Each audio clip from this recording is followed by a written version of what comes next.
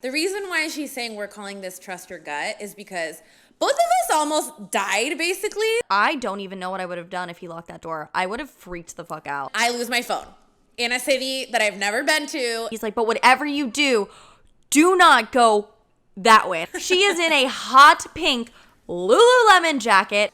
In my mind, I was like, I don't know where the hell I'm going right now, but I'm just gonna walk with confidence.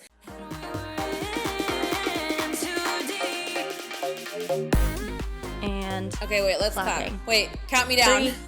3, 2, 1. I love when Racquel wears hoops. Hoops with the bun. It's like the boots with the fur. Oh my God. The whole club was looking at her. Looking at her. All I need to know is, does everybody like Racquel with hoops as much as me? Because we just gotta... Natasha's like, every time you wear them, I love them so much. I love the hoops on Racquel. I just like, I mean, I like hoops in general, but like, I like how they look. I think it's because I have like a smaller face. Mm-hmm. All right, guys. Welcome back to episode 12 of Millennial Girls Podcast. I am Racquel and I am Natasha. Natasha finally moved. I can't wait to go see the apartment. Oh my God, I'm so excited. I know. We gotta like do like the initiation. I'm not trying to be like every influencer vlogger, but I really want to at least take like before after pictures of like sections in the place because I'm so excited to like actually do it up. You might not want to be doing the influencer blogger, but I am fully prepared to bring my whole damn closet to her apartment and have a full-blown photo shoot. I know damn well you're ready, girl. I think anybody that had the opportunity to is probably gonna want to take like 10,000 pictures here. I swear. Oh yeah, like I'm already planning out my outfits. Don't worry about it.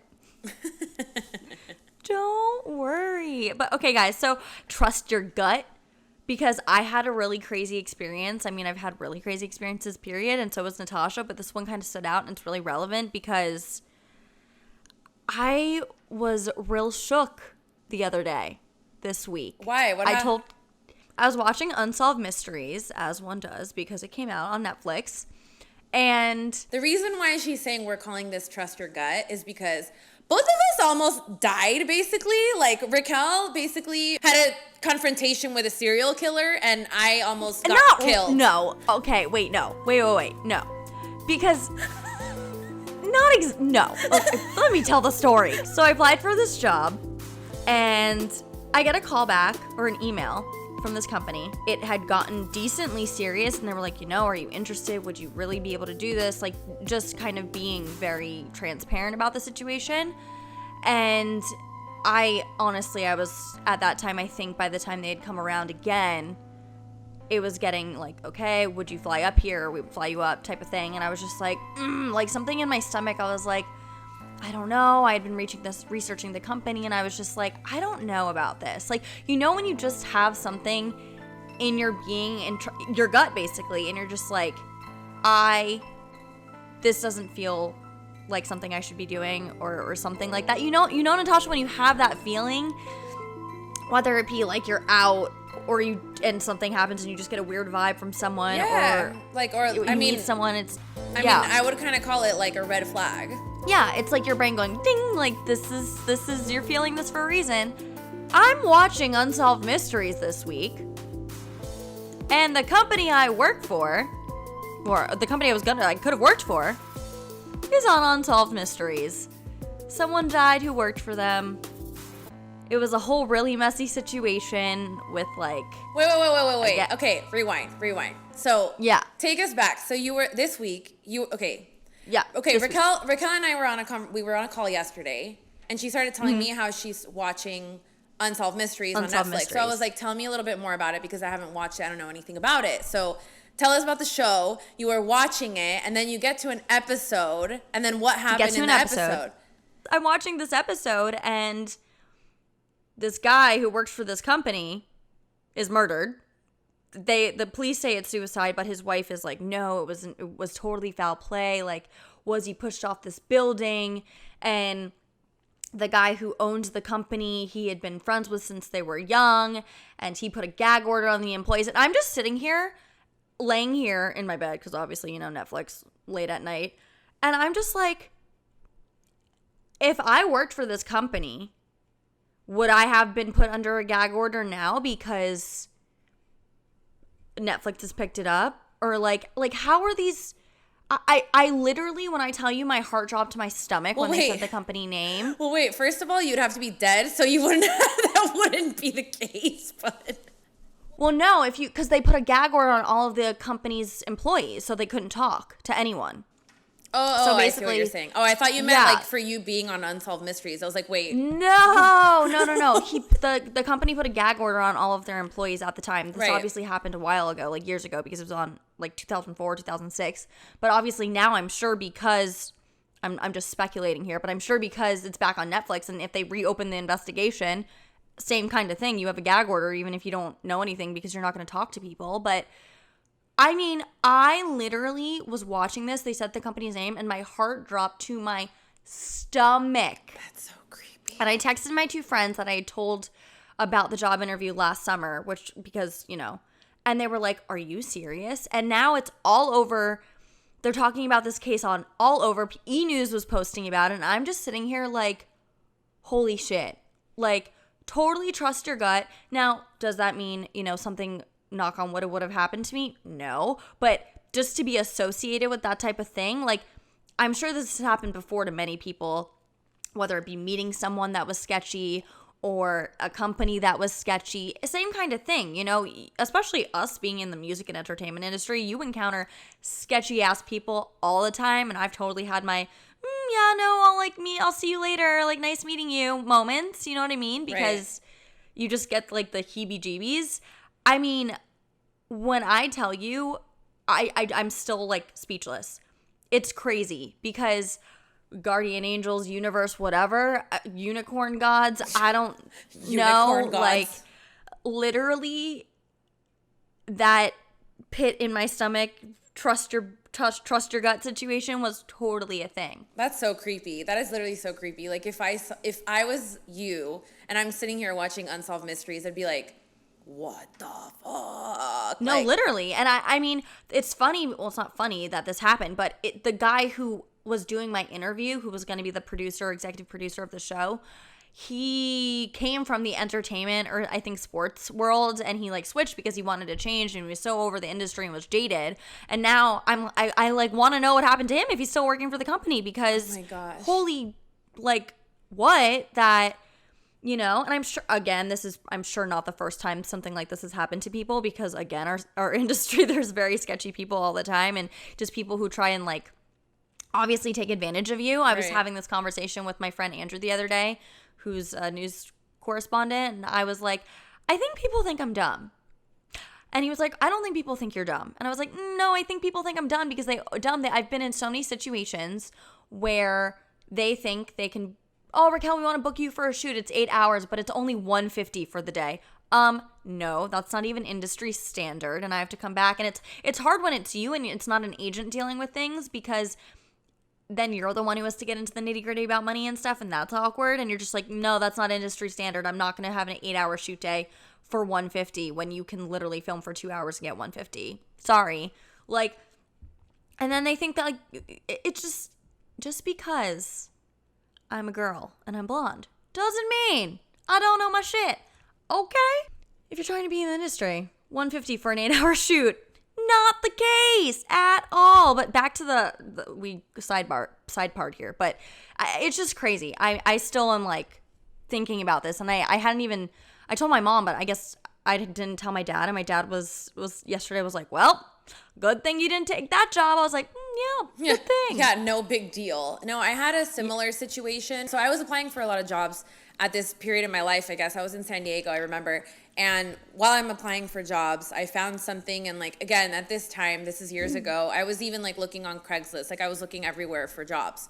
So I go and I look and I find something, and I don't remember if it was like an assistant job or something having to do with like helping somebody else with whatever it was that they were doing. I really don't remember very well. I just remember the experience that I had when I went in for the interview. So I remember going into this place where you pull up and there are garages and like people I guess, rent them out like month to month. So instead of it being just like an office space, like you can use it to like do art, or you can do construction, or like people use them for like a warehouse type of thing. It's not a warehouse or like a bunch of garages. Like that's just how it was in this area in San Diego. Okay. So like instead of you could use it like for a storage unit, or you could like pop it open and use it for whatever it is that you're doing. So when I passed by, I saw people like doing some construction stuff in the garage, or like they had paintings or whatever.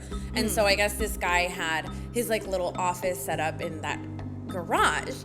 And so at first, like when I'm driving, I'm a girl, I'm by myself, I'm going to apply for the job, I'm meeting a guy, don't know if it's like just one guy or maybe he has like a receptionist, I don't know.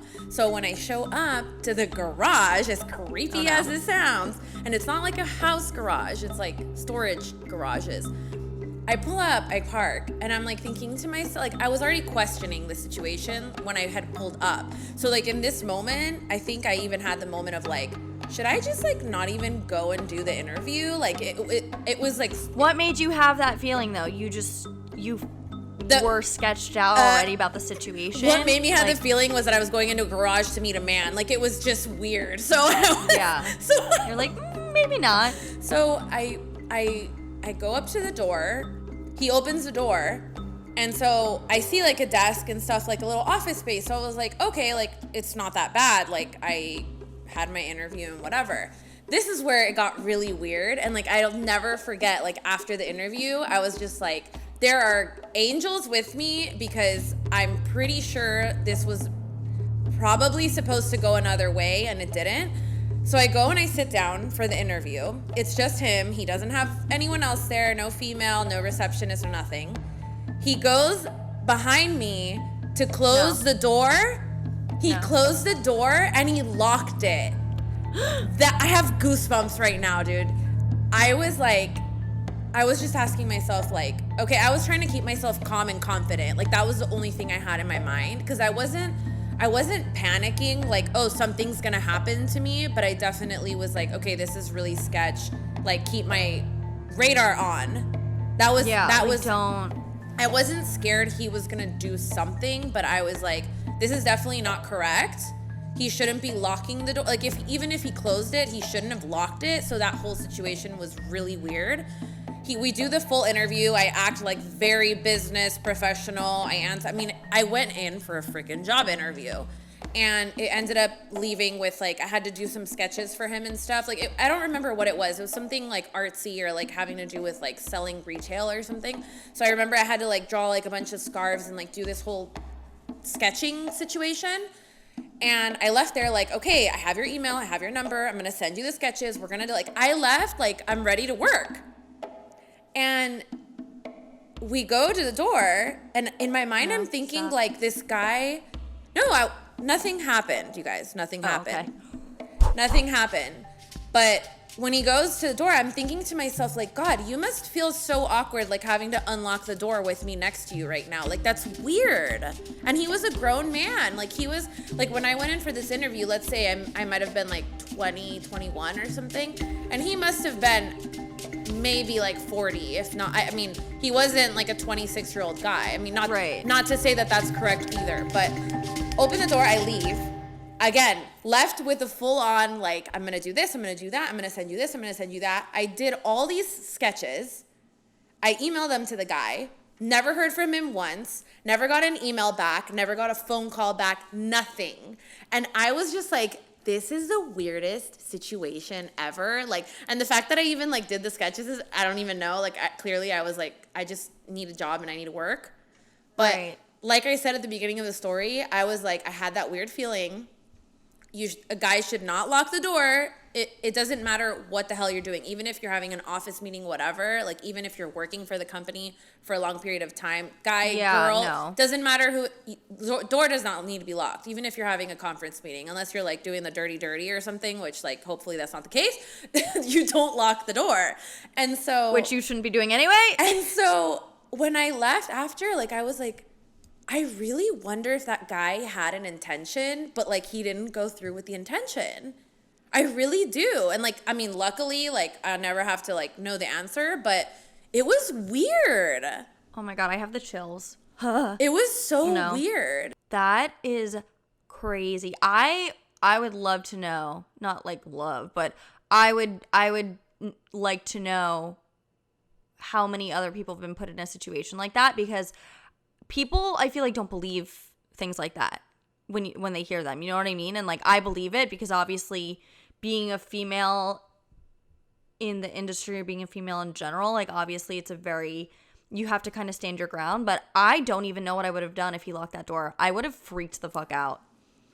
Well, in that moment, 100%. Like, again, like my natural instinct like kicks in hardcore. Like I'm not a fight or flight. I'm like, I figure it out. So anytime that I've ever felt some kind of discomfort, even if I'm walking on the street, like in a street I don't feel comfortable, or I see somebody, like if I'm just in a position where it's like not correct for myself, I always have my phone like ready to go. Like if I need to dial a 911, or you know, like even now, like if I need to call my fiance or something, like I have my phone ready to go. And I always make sure that like I want to make myself outwardly look aware and alert of my situation, because anytime you might present yourself as scared, fearful, or not confident in whatever, just walking, I feel like people vibe off that, and that's like even easier for like to capture you or something. You know what I mean? Like,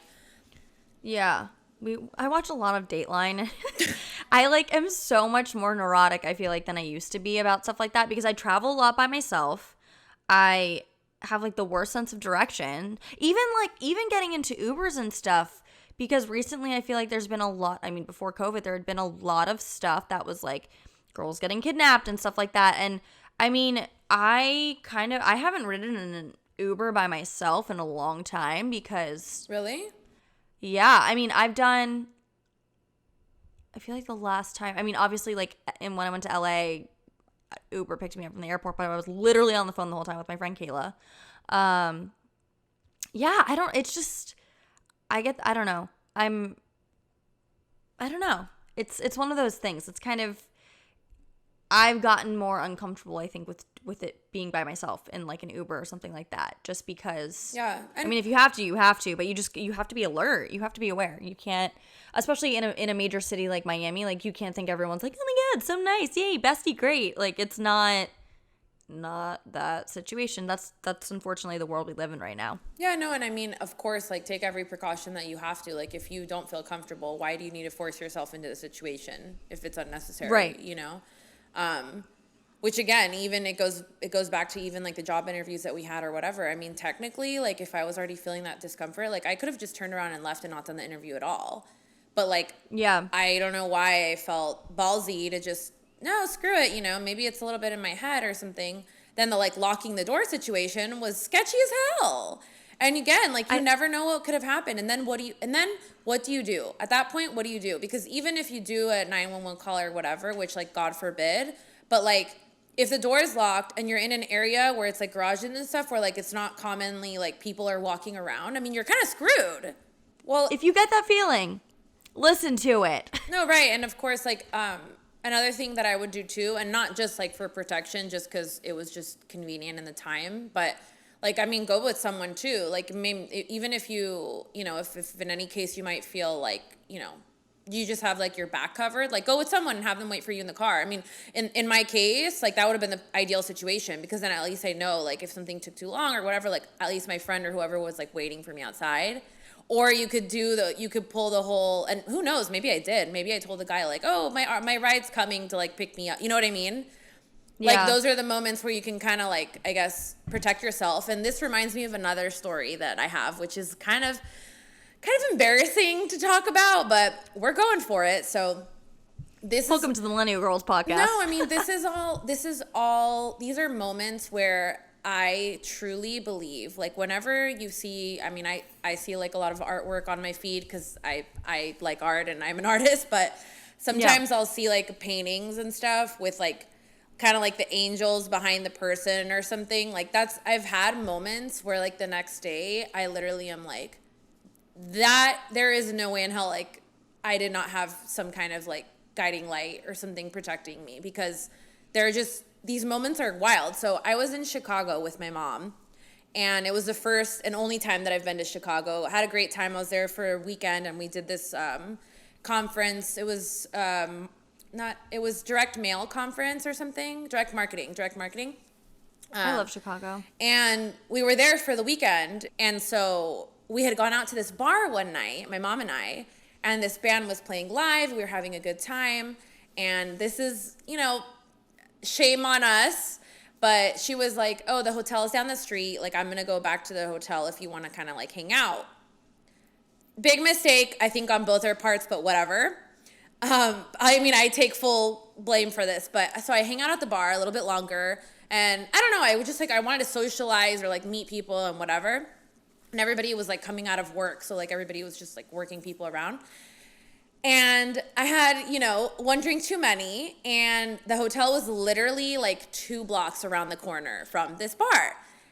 I go to the bathroom or something. I think like my phone had like fallen out of my pocket or like one of those situations. Racquel's like already rolling her eyes. And I lose my phone in a city that I've never been to and in a place I don't know anyone, and my mom has already gone to the hotel. So I'm screwed. Oh my God. I had somehow managed to I walk back to the hotel, I had I guess the key points of turning right and turn right again, it was that simple. Like landmarks. That's always me. That's how I remember things. It was literally that simple. It was 2 turns. So I go back to the hotel, and me being freaking Natasha, instead of giving up and just I'll deal with it tomorrow, and too many drinks or whatever, I grab my mom's phone and I'm I'm gonna go walk back to the bar to go find my phone. What? Yeah, I know. I get overly confident in situations sometimes. So I go back to the bar, and I got to the bar. I was fine. I had already told the doorman. I asked the bartender. I was searching everywhere for the stupid phone. I was going under the tables, and not physically under the tables. I was looking under the booths with the and flashlight, yes, trying to investigate everywhere. the bar. Could not find my stupid phone. When I leave the bar the second time, I went the wrong way, and so at this point, the bar had already closed. So it closed. So it's 2 a.m. at this point. It was 2 a.m. or something like that. I walk out. I think I turned the wrong stupid corner. So at this point, I'm like, shit. Because I don't know what part of Chicago I'm in, but whatever part I was in, it was the streets were empty, and there might have been one. And there's some real bad parts of Chicago. There was one homeless guy on one side over there, and mind you, luckily I lived in San Francisco for years, and I lived I've been around homeless all over the place, so they don't scare me, but I know that obviously if you have a confrontation with a particular person, you might have an issue. So in my mind, I was I don't know where the hell I'm going right now, but I'm just gonna walk with confidence, and I'm just gonna go. I'm going somewhere, wherever that leads me, because I could have gotten to the other side of town, but I was just I'm just walking, because if I show any sort of confusion, I don't want anyone to get that vibe from me. I didn't want anyone to, even if a car pulled up or a cab or something. And the thing is I don't remember, even if there was a cab, I think I was in a situation where I couldn't even call a cab either. It was just messed up. So and I was trying to put the direction of the hotel on the maps, and my mom had her locations off, so I was just so screwed. I was I don't know where I am. I'm looking at the map. I don't know if I'm going north or south. How? So, long story short, I don't know how long I could have been walking for. I could have been walking for at least a good 20 minutes. And again, I was 2 corners away from the stupid hotel. So I walked around freaking Chicago at 2 a.m. by myself with the stupid phone. I didn't find my phone. Somehow, magically, I turned up to the hotel. I got to a corner where I was oh, and I got to the hotel. Walk in, go to sleep, wake up next morning. I don't even think I had told. I don't even know if my mom knows the story, to be honest. Sorry, Mom. She's gonna know now. But yeah, it was really bad, and I think I had just told her oh, I lost my phone last night. I obviously I gotta go see if I can find it, and I think I went the next morning one more time, and we couldn't. It's someone stole it for sure. Obviously took it, yeah. And at that point, I had to go get another phone. But I was there were angels walking with me. I am convinced I had one on my right and one on my left going with me through the streets of Chicago, because I was there's no way in hell. I put myself in such a bad position, and I came out okay. And I will admit that night with along with maybe like one or two other nights in my life, those were huge wake up calls for me where like I was like, okay, Natasha, let's chill out. Like, first of all, let's obviously not put ourselves in like weird situations like this, dangerous. Second of all, let's chill out with like, you know, the drink situation, because I put myself in a really bad place. Like I should not have done what I did. So, I mean, I've totally had those moments too. You know, when you're young, you think you're invincible. I've been in Nashville. I basically lived there for 2 years. I've been out by myself. My friends went home and I'm like, I'm staying out. I'm having fun, and like made friends with people, randoms. And then I've, you know, taken the Uber home at 3 a.m. by myself. I mean, I've had no nights, and then the next morning I'm like, okay, that wasn't smart. Like, same kind of thing. Like, thank you, universe, for, you know, I mean, it's just such a scary world we live in right now. And yes, you can't be afraid to do everything. And I'm totally all about like going on the trip and do this, but you've got to be self-aware for sure. And I mean, Natasha knows the story, but me and my best friend Kayla were in San Francisco, the Tenderloin story, Natasha, but we had a bikini photo shoot when we got back from the holidays, which was the worst thing ever, because obviously during the holidays, all you want to do is eat, right? So we were in California for a month, mind you. And we were like, okay, well, we have to like work out while we're there. We have to eat right, which sucked, obviously, because you want to just eat everything and drink and have fun, and you're on vacation in LA for a month. Like, it was horrible. But I mean, we did it. So we're in San Francisco. We're like, we're going to go on a run this morning because we had plans the whole rest of the day. And neither of us have any sense of direction, mind you. So where her boyfriend lived was kind of in the middle of the city. I told you he lived by that big church, Natasha, not far from Union Square. So he was like, all right, if you go out to the left, you go straight, make a left, you'll see the church, you'll be back. It's one big square. I'm in Nike Cheetah running pants. It's freezing, mind you. It's December in San Francisco. And a zip-up hoodie and a beanie. She is in a hot pink Lululemon jacket and bright blue pants. Oh, yeah. Okay? And she's beautiful and has red hair. So, I mean, we could not have stuck out more on planet Earth than ever. So, we're running and it's freezing. We're like, yeah, we're good. We can. Blah. And I start getting this feeling in my stomach, right? And I'm looking around and I'm like, and I'm like it's getting skeevier and skeevier as we're running. And Kayla's just like, la-di-da-di-da, because we're talking about how we're going to go shopping in Union Square and go back to the Ted Baker store. And like, us. So we turn the corner and I stop running first. Because now this feeling that I'm getting, I'm like kind of getting anxiety. And I like stop. I'm like, Kayla, stop. And we turn the corner. And I kid you not, it looked like we were in an episode of NCIS.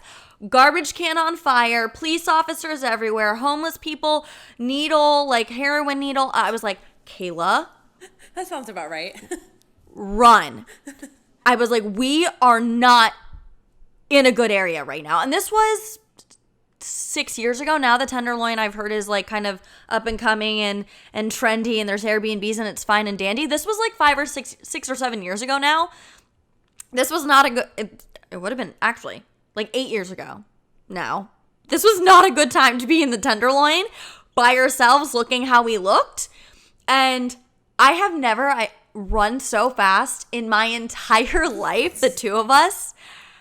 Oh my God. And then her boyfriend, I think her phone was like dead or something, and it was like one of those things. And we didn't want to call him because we knew he would be so mad at us, because he specifically told us. We followed his directions, so I don't know what happened. Where do we run to? The Apple Store, first thing in Union Square. So if you've never been to San Francisco, the Union Square, Natasha, is like the main. It's kind of like Times Square, right? Ish. That's how you can kind of. Yeah, that's like the central point. So it has like all the touristy areas, all the shops and everything. Yeah. And the big Christmas tree was there. Oh, so pretty.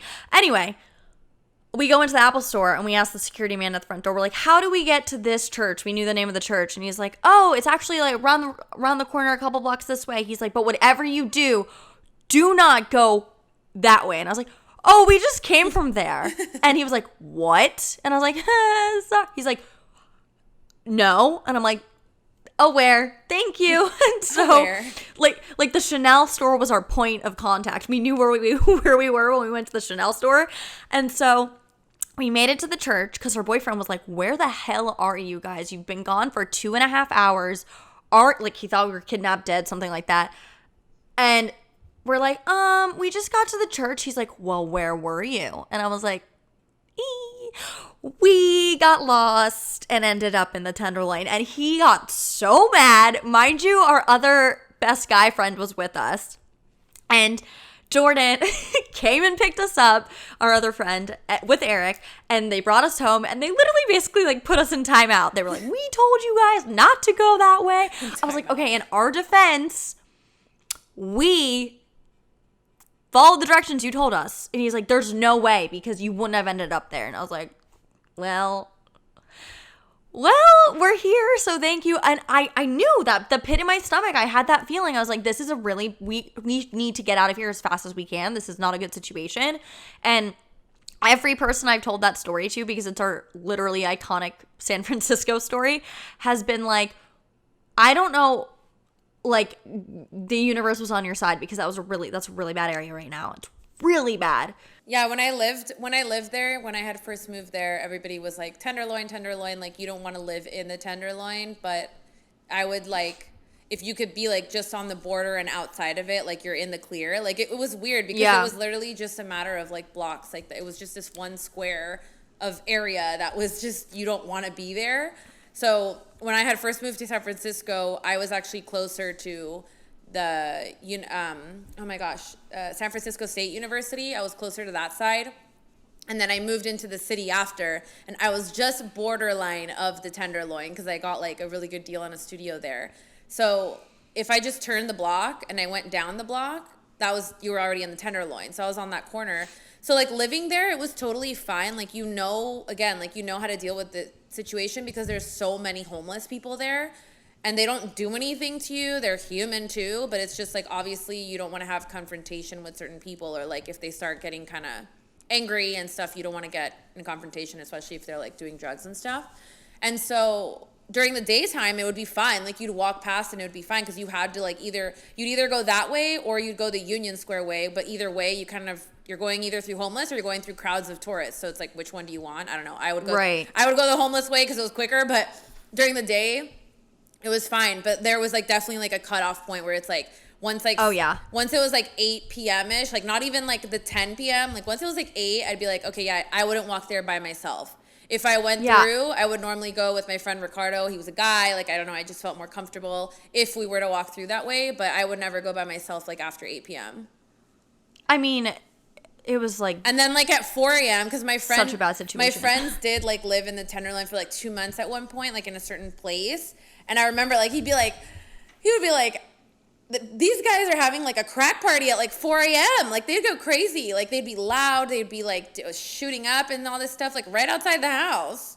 Oh, my God. Yeah, no, I mean, we went running because obviously we had flown in from here. So our jet lag and everything was so off. So we woke up at, like, 6 or 7 a.m. to go to San Fran. So when we were running, it was early. People were coming off of their, like, drug binges. People were getting arrested. Like, the garbage can was on fire. It was a bad situation. It was the end of the party.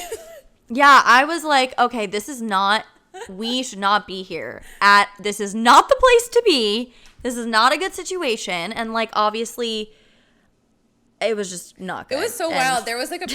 Sorry, just, like, I have to say this part because I just thought it was so weird. But it was, like, I think on, like, Sundays or something, or, like, Tuesdays or Sundays, on, like, Market Street, I remember, like, the homeless would, like, get together and, like, do, like, chess tournaments. Like, it was the most bizarre thing. Like, what? I mean, San Fran's a wild city. I love San Francisco. And maybe they were, like, exchanging drugs. I don't know. But, like, I remember, like, it was this moment that I just thought was so weird. I'm like, okay, cool, whatever. But well, and now apparently the Tenderloin is, like, super trendy and hip, and you can stay there and you're fine. Yeah, I could see that. I could see that too, but 7 years ago was not the place for freaking Frack to be with her hot pink Lululemon jacket and my cheetah Nike running pants. And that's the thing too. Like, I didn't look like that either when I was walking around. Right. Like, I was definitely I had a little bit more of, like, my hood side. So I'd have like my hoodie on and stuff. Like I fit in a little bit more. Than us plopping down. Oh, and my sneakers were hot pink. I remember this very vividly. You were asking for it. It was a little bit of Legally Blonde up in that situation. But yeah, no, I mean, I think, everyone is put in situations that make you uncomfortable. Trust your gut. Obviously, you can't let it dictate your life, but definitely be in tune with yourself. And if you don't feel right, or if your mind is like, this is not a situation, take yourself out of that situation. Obviously, easier said than done, but you got to be safe. And especially now. The crazy thing is that this whole topic came up because Racquel and I were both like just having a chit chat about like TV shows on Netflix, and she was talking about the mystery murder. What is it called again? Unsolved Mysteries? Unsolved Mysteries, yeah. Which now I need to watch because I'm like, I need to know what the hell is going on in Racquel's life that she was talking about earlier. I haven't seen any of the episodes, by the way. And then I was telling her how ironic it is because at this time, I think like a few years ago, I was sitting around in my house, and this is before I had met Andrea or anything, and my roommate and I started watching How to Get Away with Murder. And we got so sucked in. We were so into the show. I'm like, the cast is phenomenal. The acting is so good. And I never finished all the seasons. And I asked Racquel, I'm like, did you ever finish it? And she was like, yeah. I didn't finish it. I watched up until a certain point. Because then I got to like... Oh, I thought you had finished it. No. I only got up to season, I think, 3. Oh, okay. See, I had gotten like somewhere around... I think I got up to like 4, but I'm not sure. And so now a few years later... Andrea and I will always like, sit like browsing Netflix, like, well, what should we watch tonight? First of all, we're going to watch Unsolved Mysteries first. Second of all, I was like... No, he is going to literally freak out when you tell him because he knows us and he's going to totally be like, of course, of course. Creepy.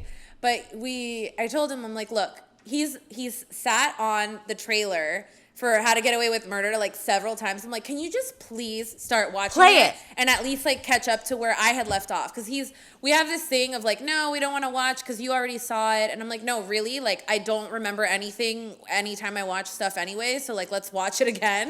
And I was going to say, you don't remember anyway. I never remember anything. So like, it's fine and we'll just do it again. And so we started watching it again. And I'm telling Racquel, I'm like, oh my God, if you haven't seen it, you gotta, first of all, it's a great show. Like, it won so many awards. The acting is phenomenal, whatever. You gotta watch it, but I haven't finished it yet. And if you have seen it and you're a fan and you finished it, like, comment, let us know, like, your thoughts on either of these shows, even the one that Racquel's talking about. But I just find it so ironic how, I'm not trying to be like, spoiler alert. Maybe I am, so just warning. I don't think I am. But I think it's so weird how the most brilliant lawyer in town in the show, she's the best of the best, the top of the top, is basically catching all the wrong people. Like, essentially, like, it's not her fault. It's just like what ends up happening in the show. Like, you'll see, it's like she ends up catching all the wrong people, and like all the wrong people that are innocent end up like getting in trouble or like framed or whatever. How ironic it is how all the actual murderers don't like get caught or like are not. So it's like, it's good. But I just find it ironic how, like, I was like, we're just watching the show. And then Racquel is like, Unsolved Mysteries. And I'm like, that's so weird. Like, who's really the murderer? Like, was it really a suicide? Like, I don't know. It's crazy. Well, so I had never watched Unsolved Mysteries, okay? So I'm totally, like, Dateline and all those shows. But literally, they don't, obviously the name Unsolved Mysteries, duh, Racquel. Like, they don't know who did it or what happened. But there's... She's watching it to, like, know who did it, and then it's like, wait. Yeah, I mean, I didn't kind of... blonde moment. I've been having a lot of the Racquelism of the day. Unsolved. There's literally, they have no idea. Like, it's so wild to me that there's actually no clues. As to, one of the episodes was about alien abductions, and that was freaking me out, so I had to turn it off because... I was not about that life, and it was like freaking me out, and I couldn't do it. But yeah, it's crazy. Let us know your thoughts on these shows, you guys, or if there's other ones. Like, this takes me back to when I was on the morning show and we were talking about Don't F with Cats. If you haven't seen it, my sister watched that. Racquel can't watch it, but nope. you need to watch that because it is wild. Like, it is up the alley of all this that we're talking about, and it is creepy, and it just, you gotta watch it, and I need to know your thoughts. And one of my best friends, like, loves all this, like, murder mystery stuff, like, and my sister listens to true crime podcasts. I don't know, it freaks me out too. Like, if I'm gonna watch it, I have to watch it, like, during the daytime, so I'm like, okay, because if I watch it before bed, I have nightmares. I can't. Oh, yeah. I mean, I was watching the first couple episodes of Unsolved Mysteries at night, and I quickly the next day did not do that. I skipped a day and then watched them yesterday during the day, in daylight, window open, like, unicorn next to me. I was like, no, maybe not. Unicorn next to me? Yeah. By the way, let's take this full circle to the beginning. You said something like that you might have had, like, unicorn gods. Like, I need to know what that looks like. What does a unicorn god look like? I don't know. I mean, like, I believe unicorns are real, so maybe the unicorns are watching after me. So when Racquel's running in the Tenderloin, there's, like, a unicorn, like, frolicking around or, like, flying. I'm imagining, like, Pegasus from Hercules. Like, yeah. The Disney Pegasus Hercules, but, like, with rainbows coming out, so it's, like, flying and around. Pink. And glitter. And, like, that would be fun. I like that. Can someone, like, animate that for us? Anyone listening or watching, please feel free. I would love, like, I wish I was an animator. Like, it'd be so cool. We should put it on our merch. Stuff. I would love that. People would wear the unicorn. Yeah. Wait, that reminds. Okay, guys, that's it. Merch, people, artists. We're calling out to you now. I mean, I'm an artist, but, like, not right now. So we need not right now. Like, not today. Steve Aoki has this sick jacket with a unicorn. Oh my god, I know. It's pink and whatever. We're gonna pop it up here. We'll put somewhere, whatever, over on this side. If I pop that picture up right now, we need to, like, do something similar, but, like, Millennial Girls vibe. That's what we're saying. Yes. Yeah. Oh my god. We're putting you to work. I'm just Yeah, I don't know who you are, but you're getting put to work. Oh my god. That's happening. Yes, but oh my god. Let us know. Let us know your thoughts. Comment. Tell us what shows or movies we should all watch. Even if Racquel and I are scared and we don't want to watch them at night, at least suggest it to everyone else that's listening, because we can talk about this stuff for days. I mean, I feel like everybody can. All this is creepy and yeah, moments. This is a wild episode. This one's definitely like a real... I feel like people are going to listen to it and be like, oh my god, this moment. Oh my god. And yeah, I mean, we'll see. The episode after this is going to be... We'll see. We're going to be on a roller coaster at this point. But yes, for sure. Besides your recommendations, also tell us your stories too. Like, maybe you had a similar situation, or, like... Please feel free to comment, like, let other listeners know, like, your story. Maybe you had something happen to you like that too, and hopefully it turned out positive, like in our case. And very lucky and blessed that we were protected and being watched over. But yeah. Make sure to turn on the alert on YouTube. Ring the bell. Put the little, like, notification thing so that you guys get the new episodes every week. And of course, we release episodes every Wednesday here with Millennial Girls. We're on Apple Podcasts, Spotify, and iHeartRadio app. iHeartRadio. I was like, we're missing one. Hello? And YouTube, guys. So, and YouTube. And just so you know, I think we've made this clear on our Instagram, but we are still kind of working on troubleshooting the notifications for the podcast specifically, because our platform that we use, Anchor, is having some trouble getting notifications out when we release the episodes. So just make sure to follow us on Instagram as well, because that's where we post all of our notifications. And of course, ring the bell for the YouTube. Yeah, I mean, all the episodes come out on Wednesday at 10 a.m. So, but it just sucks that the push notifications aren't happening. So subscribe and ring the bell on YouTube, because you'll know when this is happening. But all right, guys, episode 12. Next is episode lucky number 13. So it's gonna be fun, but we will catch you guys next time. Peace, love, unicorns. Peace, love, unicorns. We'll see you next time. Bye, guys.